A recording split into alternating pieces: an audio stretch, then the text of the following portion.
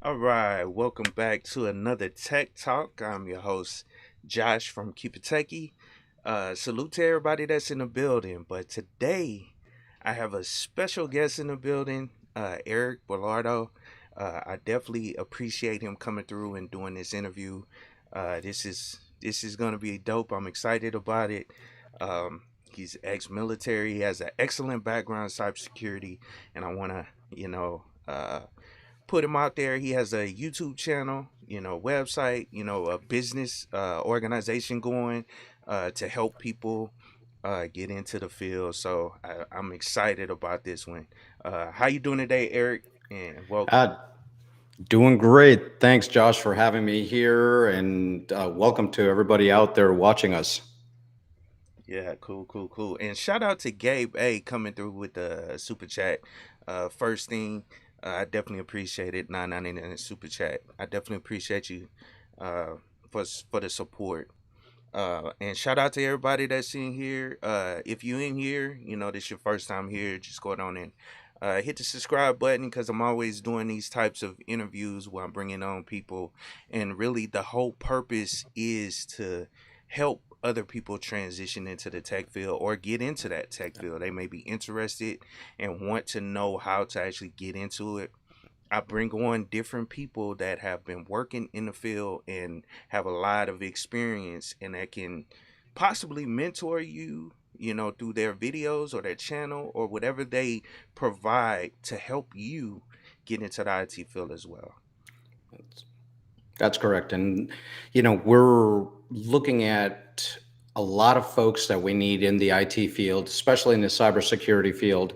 We've got about, there was a report just recently where we're about 500,000 people that we need and openings that we need in the field of cybersecurity just in the United States. So any of these shows, watch the shows, watch what Josh does, watch what all these folks in technology on YouTube, on Twitch, doing, because we need people to join this field.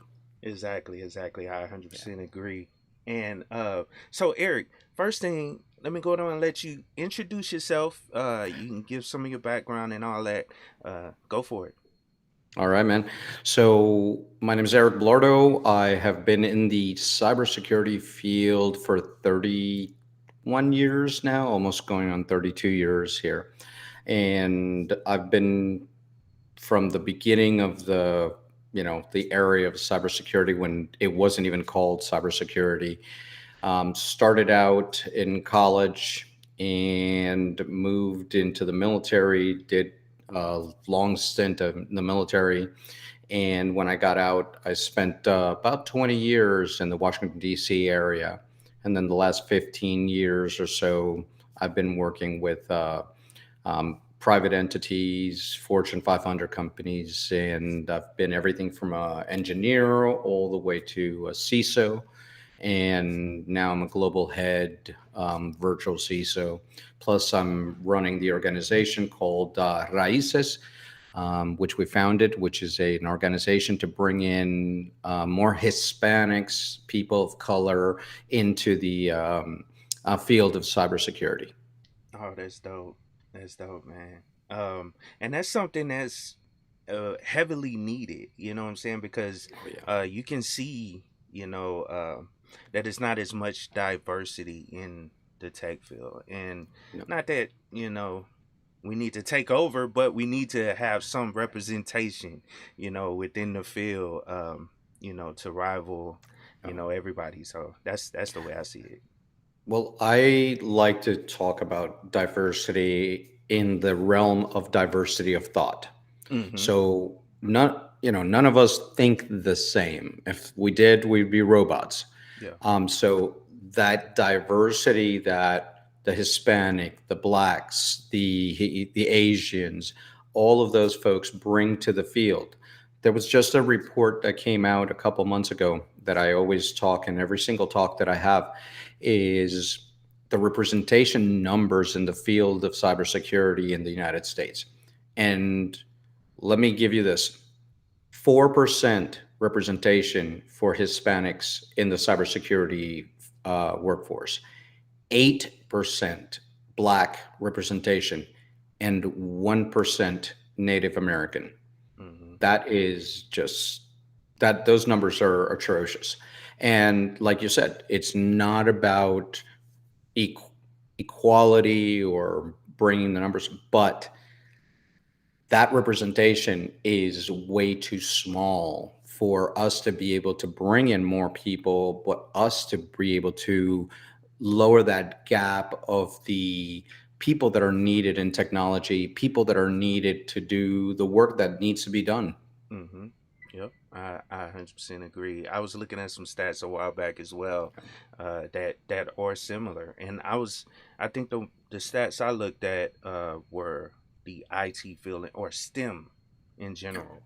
So the technology piece, it was right around 7-8%, like you said, and uh, I think Yeah. like 4 or 5. Yeah, so you spot on, with that, and that research is out there for anybody to see, um, to see the breakdown of it. I know. But it's important that we push this out there to people, you know that come from where we come from or look like what we look That's like. right. You know what I'm saying, and so they can get interested in it as well. So I agree with you. Now, Yeah, and that's oh, very go ahead. important is for people to see themselves represented. Oh yeah. One of the things that, when young people are looking at the field and getting in there, they want to see somebody that looks like them, Mm-hmm. that they feel that they belong in these fields. And the reality is, cybersecurity, technology as a whole is the great equalizer. Oh yeah. It doesn't matter what your skin color is, it doesn't matter your disabilities, it doesn't matter anything like that. It's about your knowledge of the field. Mm-hmm. And but people want to see themselves represented out there, and see somebody that looks like me. Hey, I'm originally from Puerto Rico.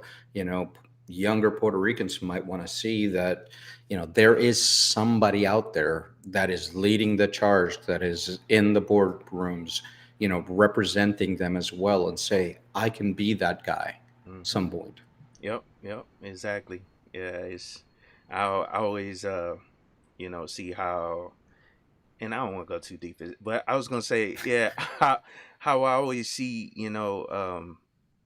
a lot of what's put in front of, especially from like my community, a lot of what's put in front of kids is the athletes, or Yeah. or the rappers, or but I mean, tech guys are out here making a lot of money doing these jobs, and Yeah. I just that's why I'm so happy, for Twitter and all these different, resources that allow people to connect, all across the world, so you can see someone that looks like you doing it, being represented, like you said.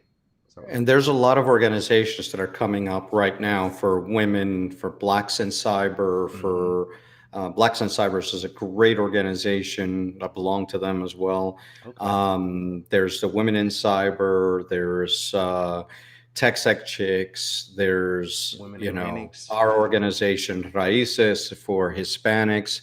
And so there's a lot of organizations out there that are trying to do this, and we should support them. We should Yeah. support people.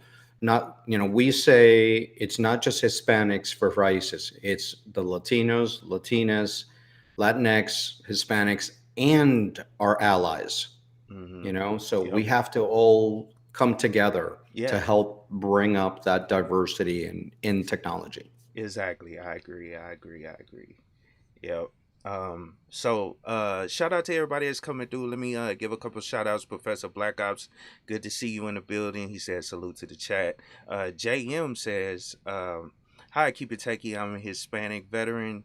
I'm A plus certified, server certified, and I'm about to be security plus certified.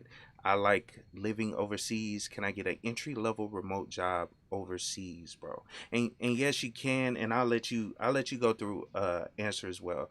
Go ahead if you want to respond to it. Yeah, well, JM, That is amazing. Yeah. There are a lot of jobs globally. Right now, there is, we just heard from one of the big organizations that said 5 million jobs globally in cybersecurity that are available.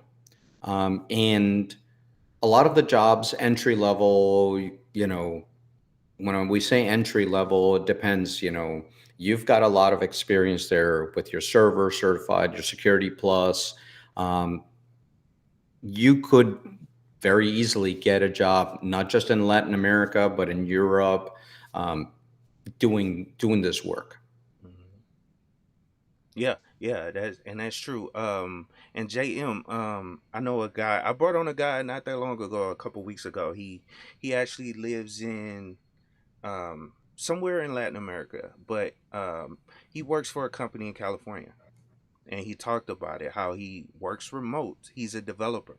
Now, Yeah, one thing I can say, with the security clearance that you specified in the second comment, it may be a little difficult living in another country, because I've heard, it all depends on where you're working, because they don't allow, VPN connections from other countries, in most cases. So you may run into issues there, especially if you're trying to get like DoD positions, yeah, and you're working and in another country. that's an area that you could express interest in. There Hmm. is DoD, Department of State, working at different places off, all overseas, working with the U.S. government, Yep. and then you can use your clearance for that, and don't lose that. That's Yeah. very valuable. Yes, it is. It is. I did some time in Afghanistan, using my clearance, and I know those jobs are, they're still there, but they're not, as much as they were at the time. But they do have jobs with Department of State, and just DoD contracting positions still overseas that you can work, That's and it correct. won't be remote. You know what I'm saying? You'll actually be physically working at the job site overseas. So, you know and And if you're young, that hmm is super exciting. Go do it, explore, get out of the United States for a little bit, see what's out there. I spent 5 years overseas, hmm living and working in Europe and during the Bosnia and Kosovo areas. That I spent some time doing that and traveling all over Europe and early in my career, and I wouldn't trade that experience for anything. yeah, yeah, I agree, man. Yeah, especially when you're young. But let me Oh go yeah. on and get back to you though. I want you, um like, what drove you to get into cybersecurity? So I went to college for electrical engineering, Hmm. and while I was in college, I was working at the IT department in the school, for my Pell Grant, and I fell in love with IT. Hmm. And at that point in time, we had the big fax VMS, AS400s, and all those different mainframes. Hmm. And I fell in love with IT. And when I joined the military right after college, I was the only one that knew how to use computers. And that's, we're talking now the late 80s, early 90s. Hmm. And that's when processing units were being given to the different units Okay. in the army. And by default, by being the intelligence guy plus the guy that knew computers, I became the ISSO, of the brigade. Hmm. And from there, I moved over to working in NATO, working with NATO command and control and automations, NC3A in the Netherlands. And from there, I developed some systems that they use for intelligence collection. And by the time I got out of the military, I was already a cybersecurity person, IT person. I, came out of the military and luckily for me, I was living in DC area. My family was living in DC area, and I was able to get a consulting jobs right out of the military Mhm. with HP. Well, Okay. it's now HP. It was before it was EDS. And I worked with the Department of Energy and FAA and a bunch of other agencies. And from there, just my career kept on going. So Wow. I kind of fell into it Mhm. um, before. I mean, this is, again, we were starting to get computers in places.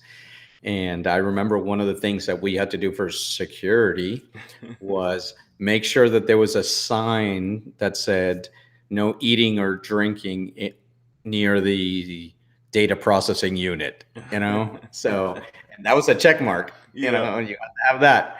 So this precedes anything like NIST 800 and all those security um, certifications and all that stuff. So we were doing the work of security before all of that. Mhm. Now, speaking of the military, do you think that's a good stepping stone for young people to take in order to, kind of follow the path that you took, somewhat?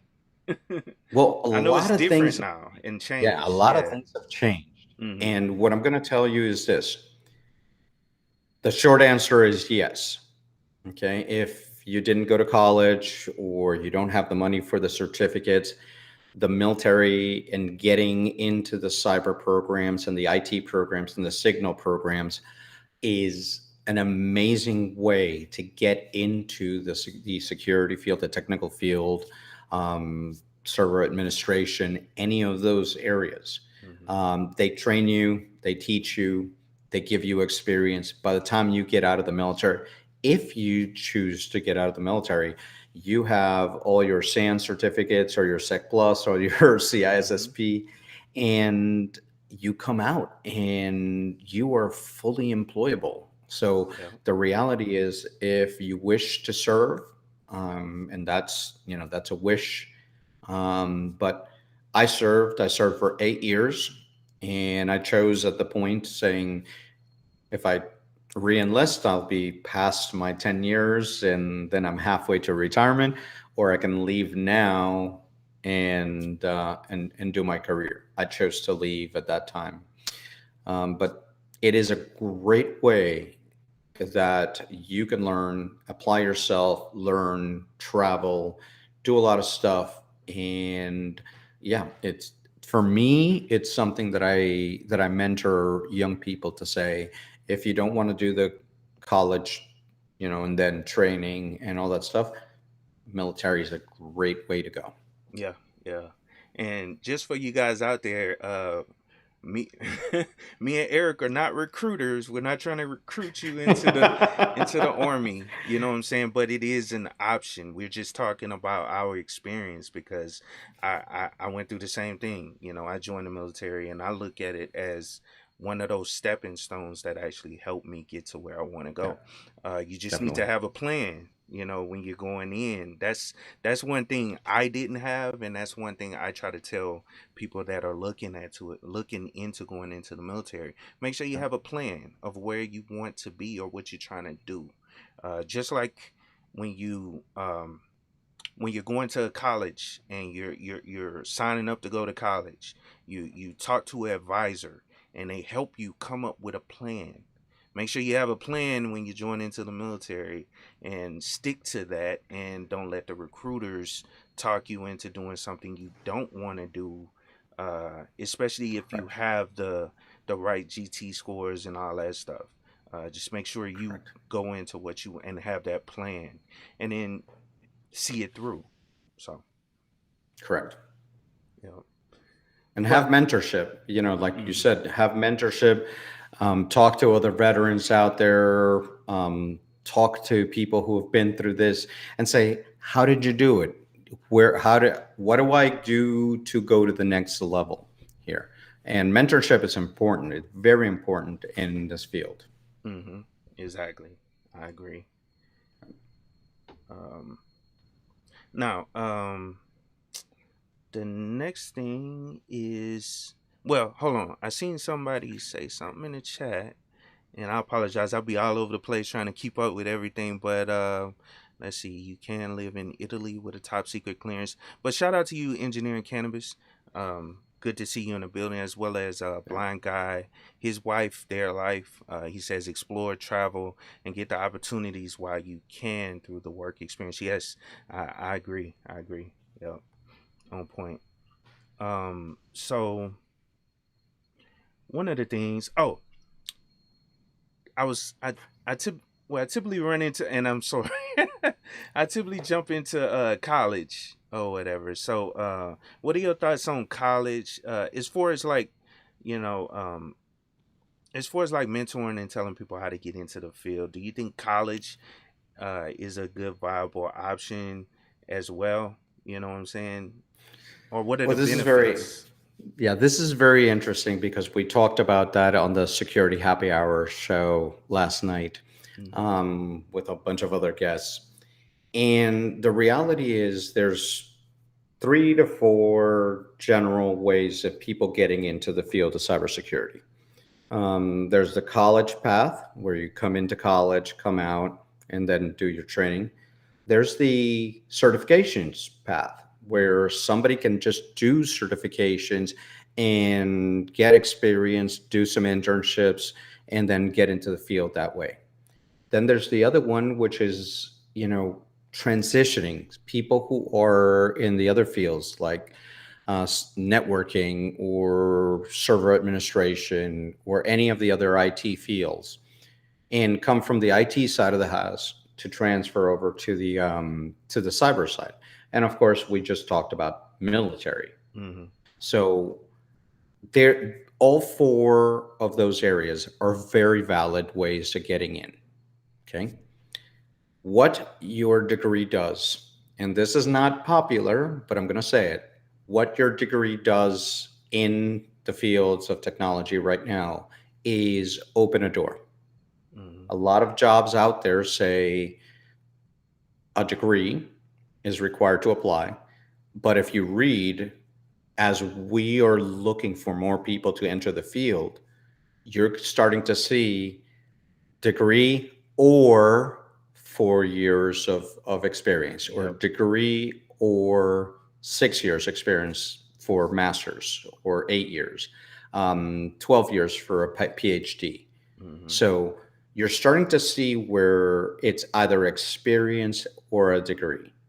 Now, that's for most of the companies in the world, except for what we call the big four.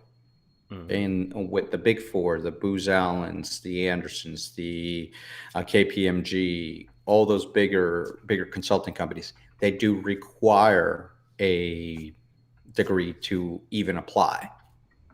So it's kind of important if you want to go into that consulting side, but to get a job, it's either degree or experience. So while I'm saying kids stay in school, Mm-hmm. but um, if you are past that time and now you're, a little bit older and you're trying to get in, you're in your late 20s, certifications, internships, experience, that will get you the job. And, you can go all the way up without your degree.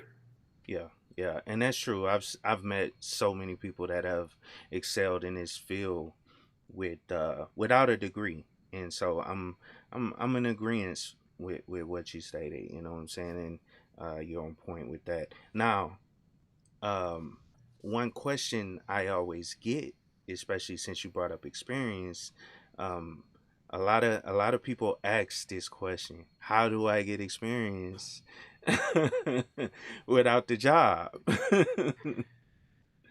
so, Pretty easy. okay.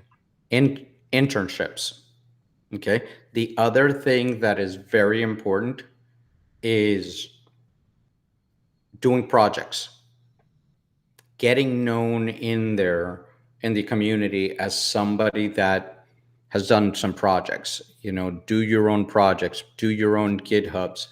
Your resume is sometimes well, your GitHub Mm-hmm. or your projects or your web page or your YouTube channel or your blogs are sometimes as important as your resume.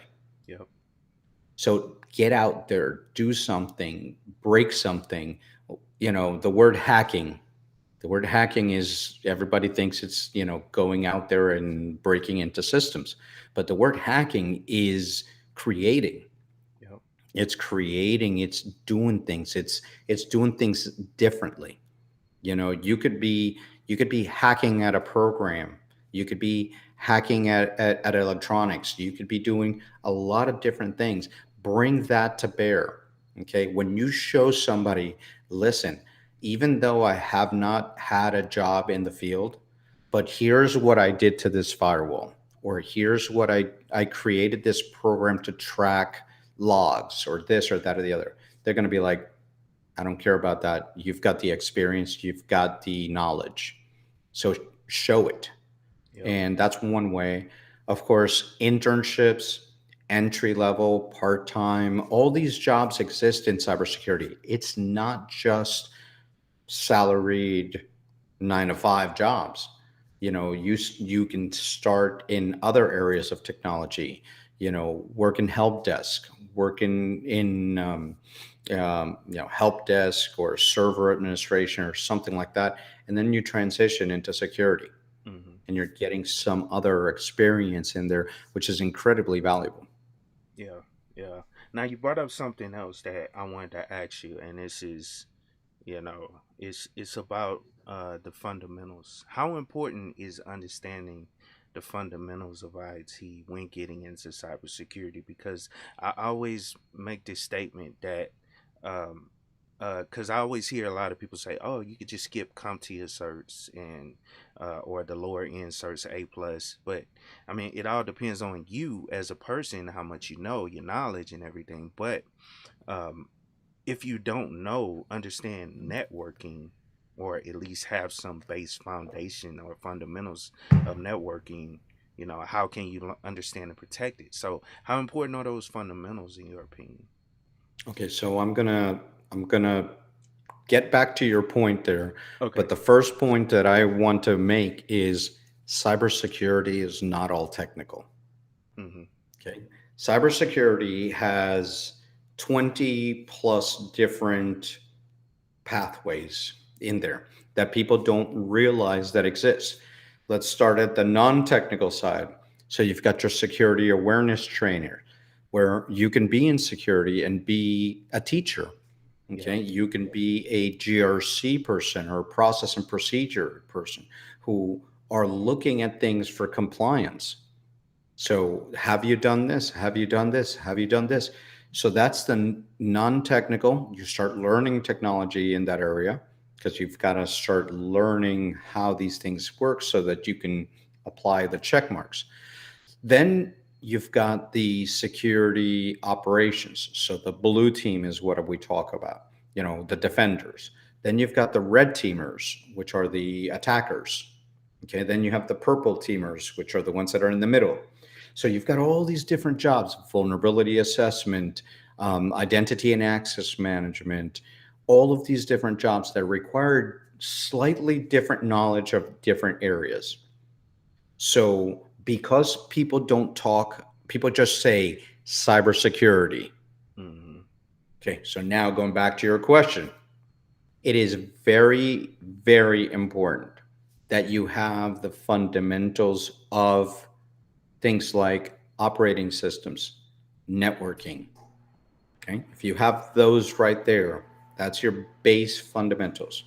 Because one of the questions that I ask during interviews is, go ahead and describe for me, when you're at your computer and you click www.google.com, tell me what happens. How do I get Google back to me? Okay. I don't care if you talk about the network layer or the application layer, data layer. I don't care if you talk to me about any of that stuff. Tell me that you understand that it goes from here, you hit enter, It goes to a DNS, which is a phone book. That's all Mm-hmm. I need to know. Yeah. It's a phone book. It tells you what the IP address is. It goes to the server in Google. Google says, okay, let me serve you this file. And now you see Google. Yeah. If you go that level, I have an understanding that you know that how the internet works. Yeah. Okay, so let's start there. And then I can go, then we can start learning more. How does these things happen? What is your three-way handshake? What is your networking from, your subnetting, your network, your connection to the DNS? Give me what your IP. Talk to me about, different things. Because at any point in there or during the chain, there's a vulnerability that can be attacked. Yeah. So if you're going for red team, you got to understand where you're going to attack. If you're on blue team, you're going to understand how you're going to defend it. Mm-hmm. If you're on GRC, you want to make sure that those guys know where to put all the things that are going to secure you. And if you're in security awareness, you want to teach people what to do to be more secure. So yes, it is incredibly important that you know the fundamentals across the board, Mm-hmm. but it depends what the fundamentals are for each one of the areas. Yeah, I agree. I agree. You know what I'm saying? And um that's definitely important to, understand those fundamentals, and as well as understanding, the different areas of cybersecurity.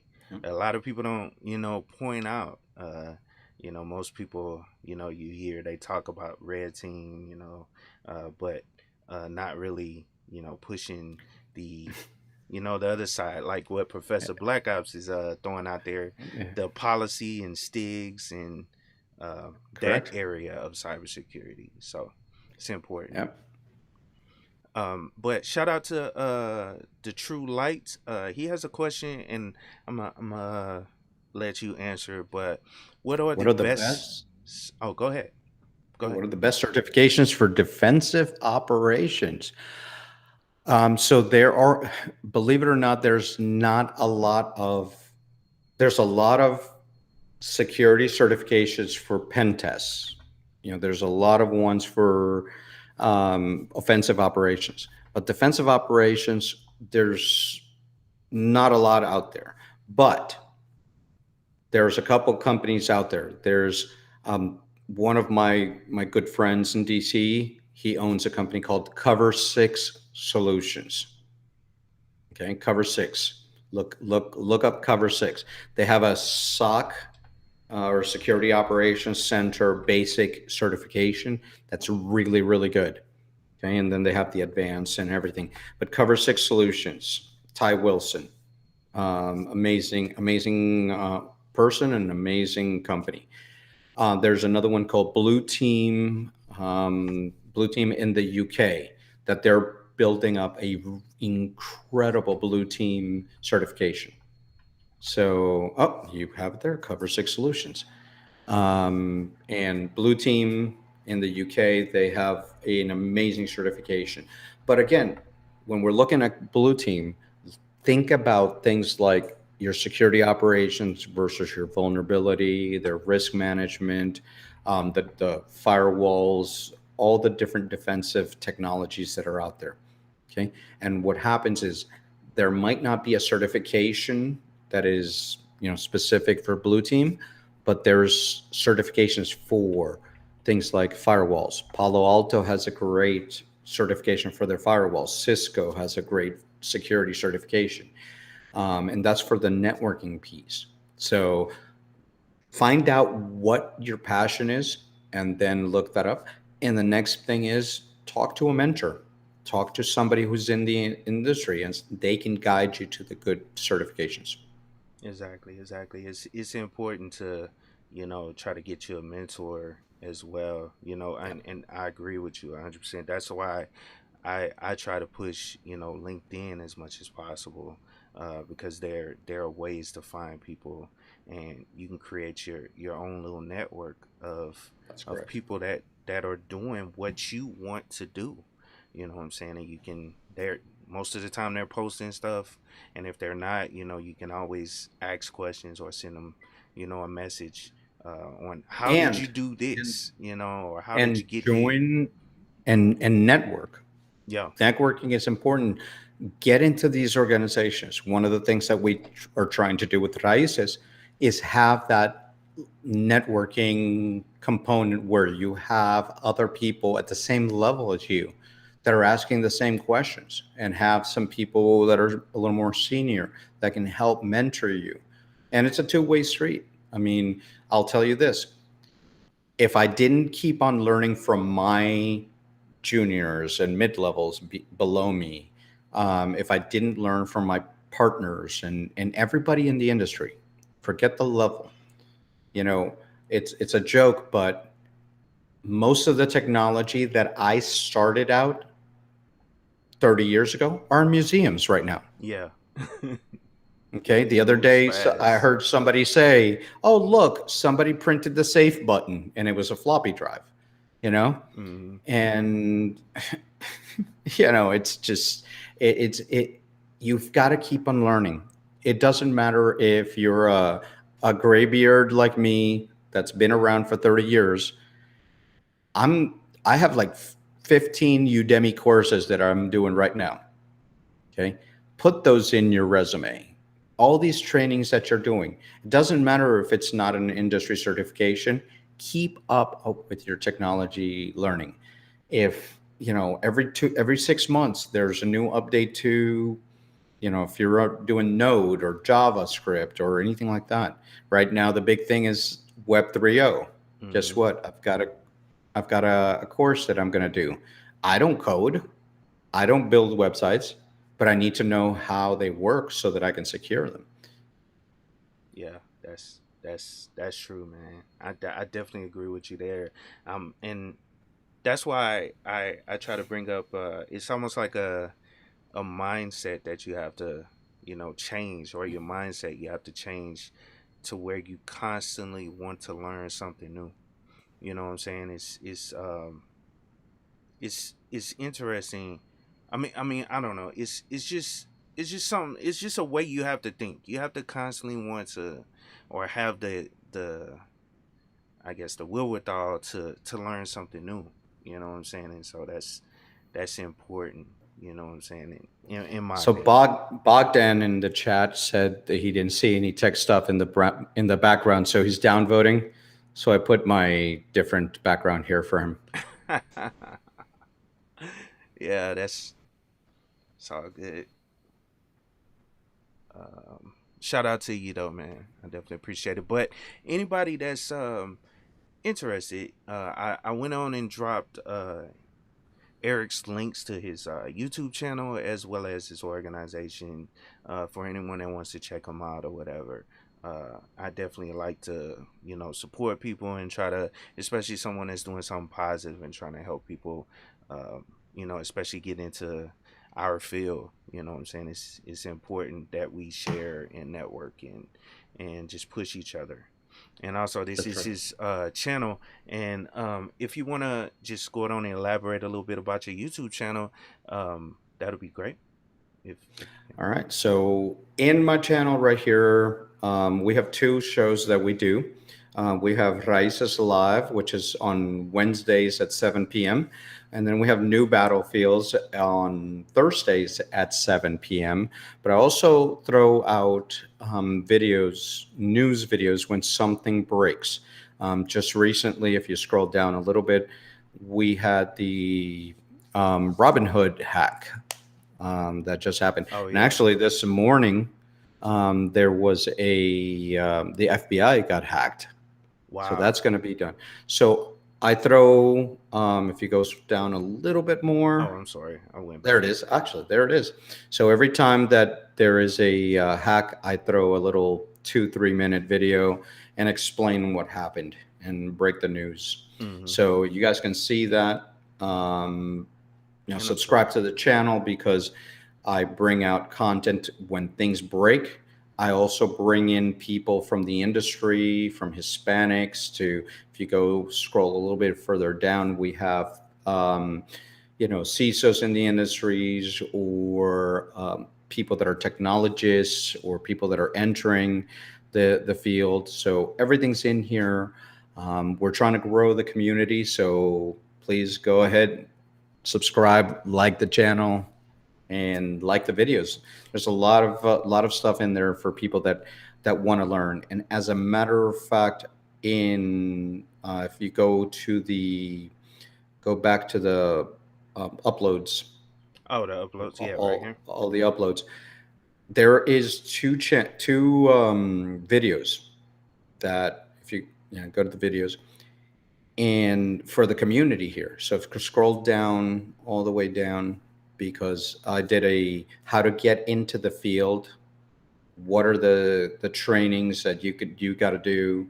What is cybersecurity? Yeah. Go down. It's right there, the red one. Oh, okay, Go up, right here. go up a little more. Go up a little more. No, a little more. One more up. Sorry, man. Well, there's that one. That's that one. That was the 7 minutes one. But there's a half an hour one in the next line there. How to get into cybersecurity. There you go. The red one. Oh, you passed it again. I'm sorry, man. It's not. But it's there. It's the how to get into cybersecurity.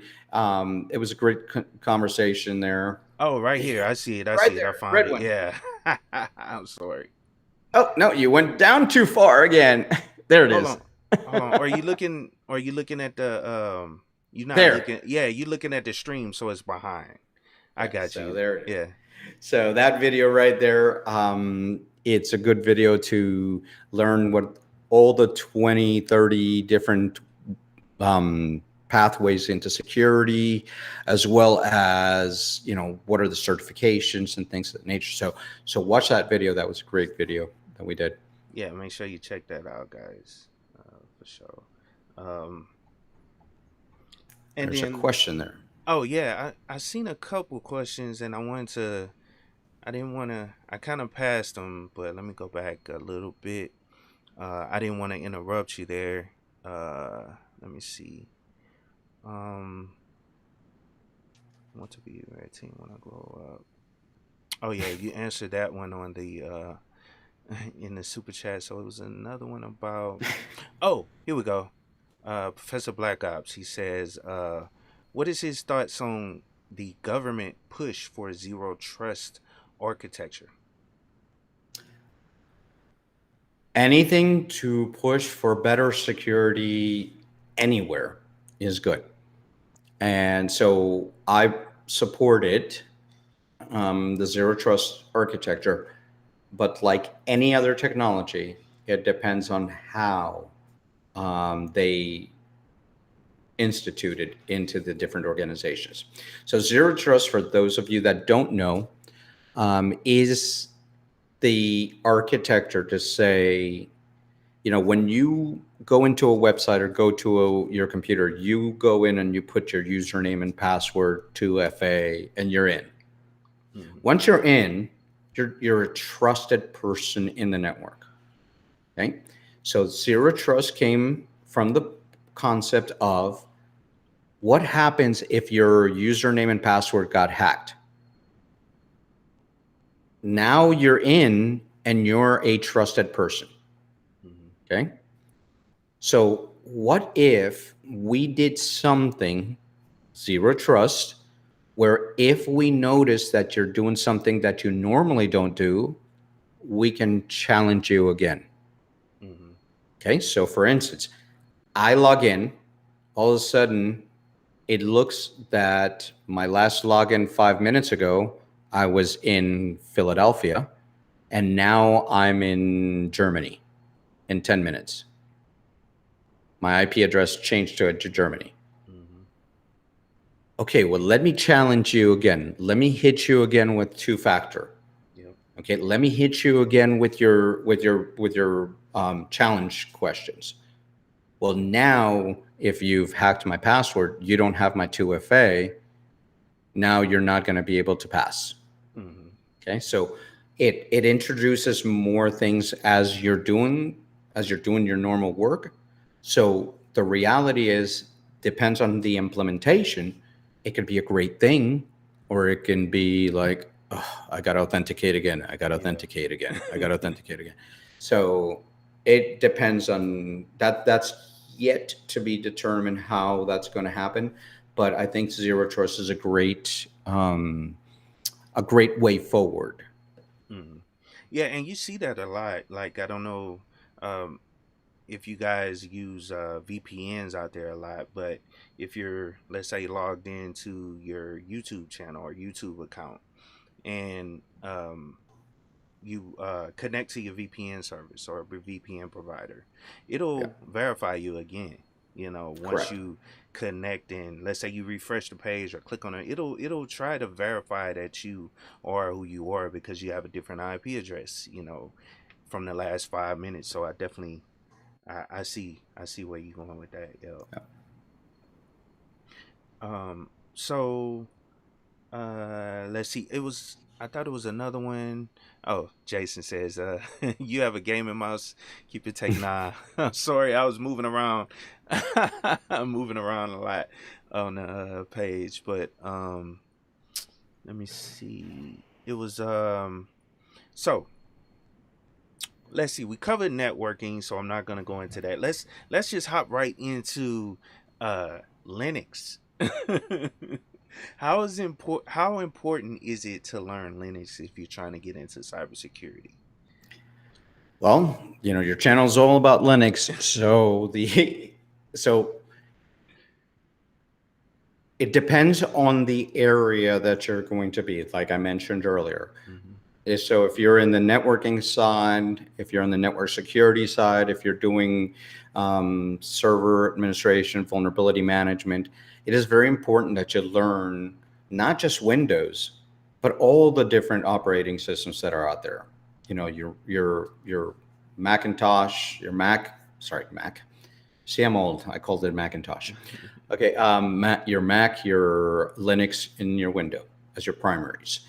And the reality is, a lot of the servers and a lot of the appliances that we use are all Linux based. Either, you know, and I'm going to get killed, but a lot of the CentOS, SE Linux, Your Mac. a lot of Manjaro, Arch Linux, all the different flavors of Linux out there. They are there's an appliance that uses it.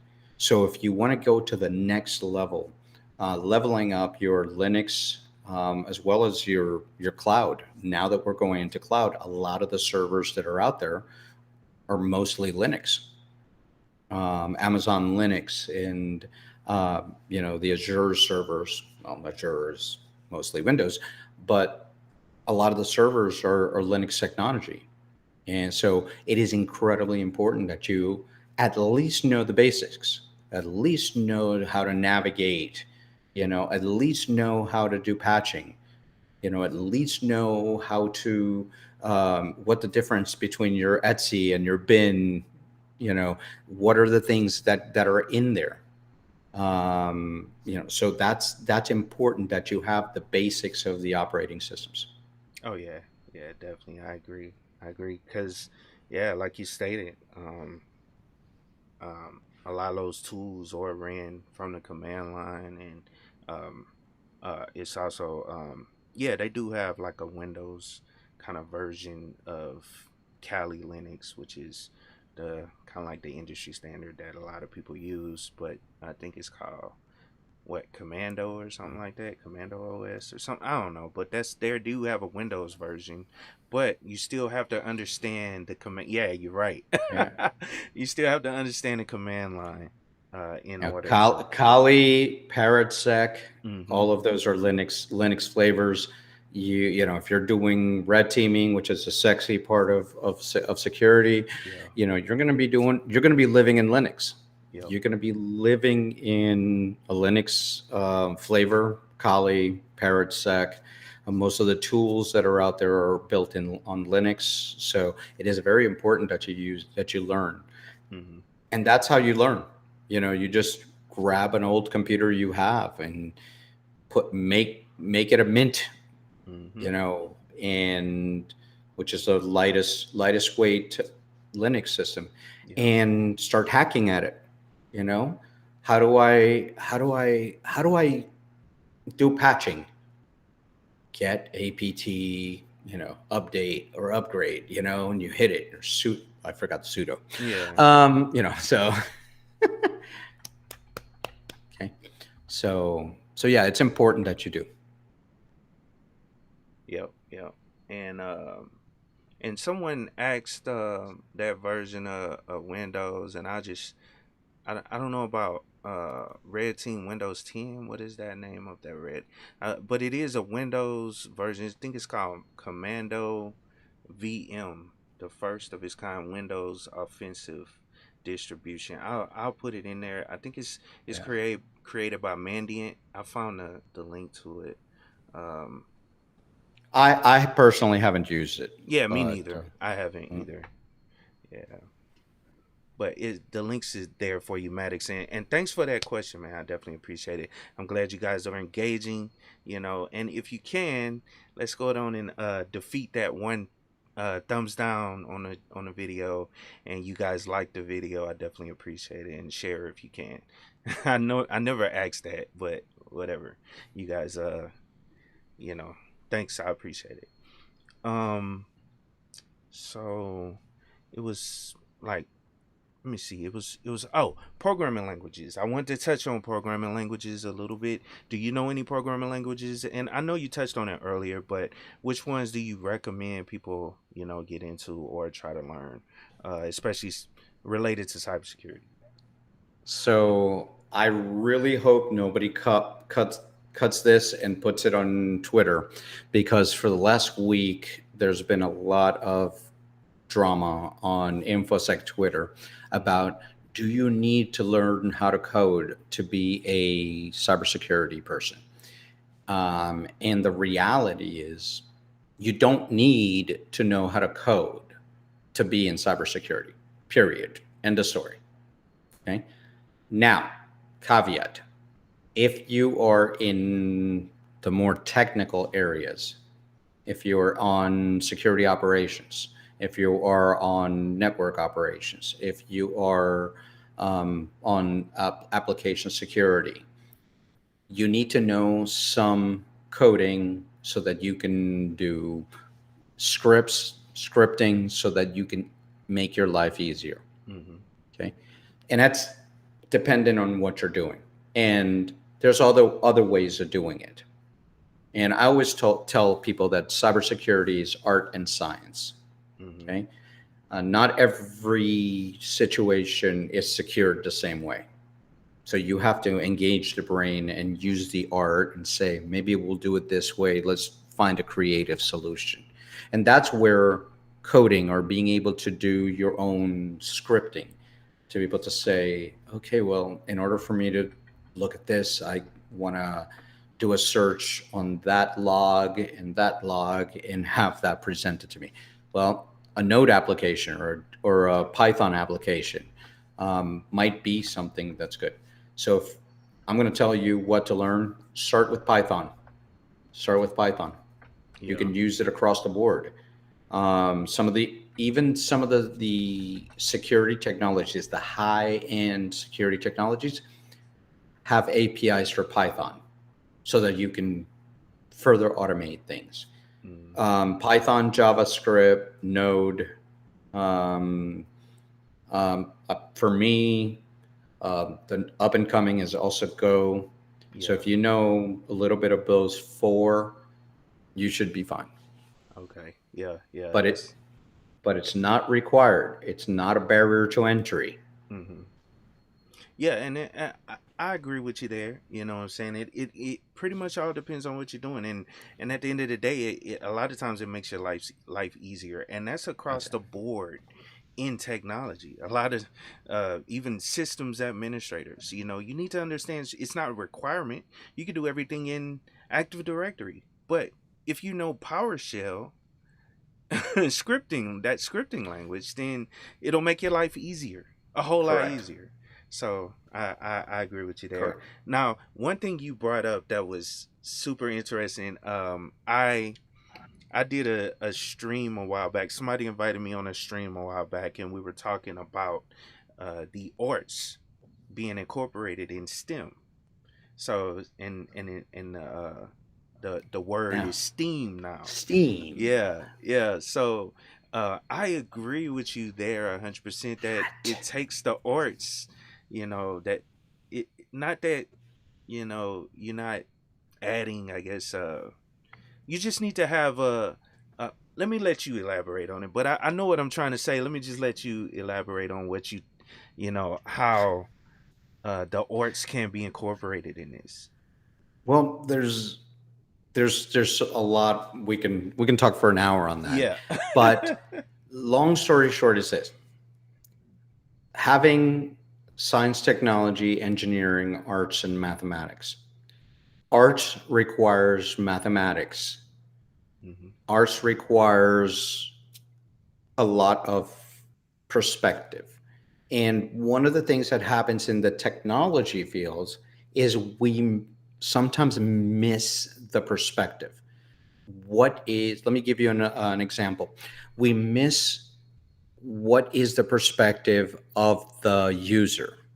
What is the perspective of the business? What is the perspective of the people out there, the general population? Okay. How do Hmm. I secure something but make it easy for somebody to use? One of my good friends is the CISO of HBO Max, and he says that his security needs to be transparent to the users, Hmm. needs to be easy so that people can do it. People can do the things. If it's easy for them to do a two factor, they're going to do the two factor. But if you ask them to buy this device and buy that other device and click here and send me an email here and stuff like that, they're not going to want to use your product. So being constructive, being using your arts part of your brain to create these things, I think it's wonderful that we encourage people in science, technology, engineering, mathematics to look at the arts program, to look at the people, to look at how it's going to benefit you, the user. Yep. Yep. And it another thing about the arts being included, it drives innovation.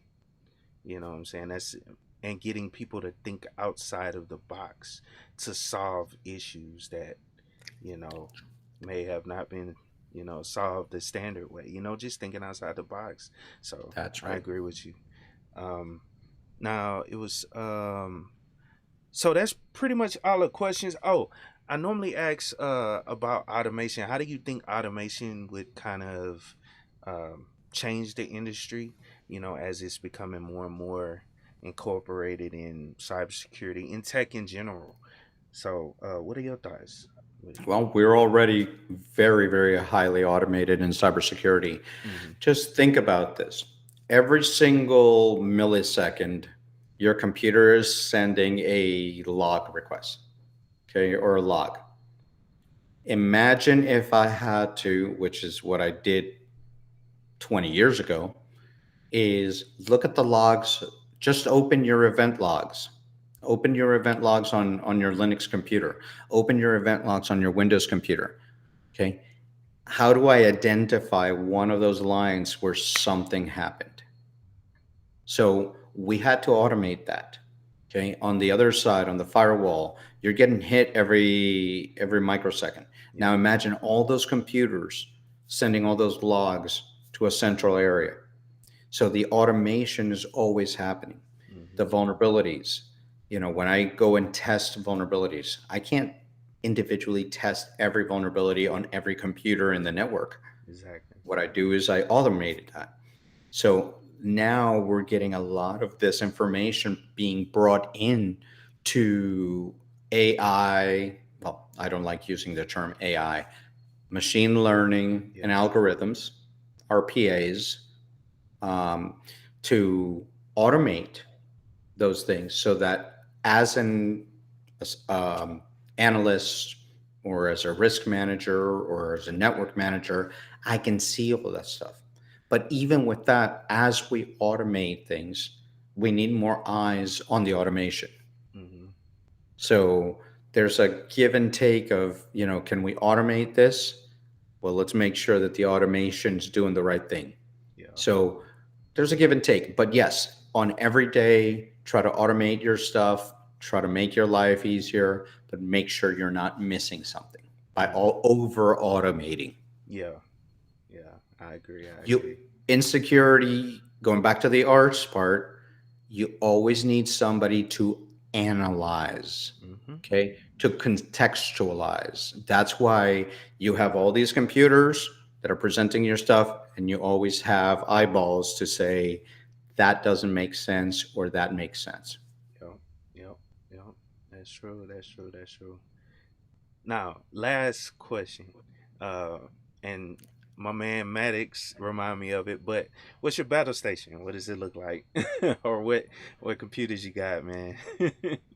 All right. So I've got a Linux battle station. I got one Linux battle station there. I've got a Windows battle station over there, and then I have my main battle station here.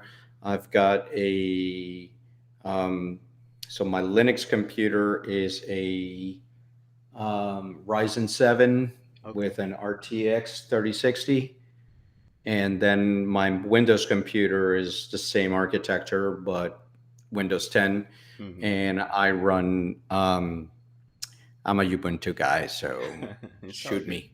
Yeah. Nah, you good, man. Hey, a lot of people use Ubuntu. It's easy and it works. You know what I'm saying? At the end of the day. Well, I'm trying on that other station. I just put Pop OS to Okay. see.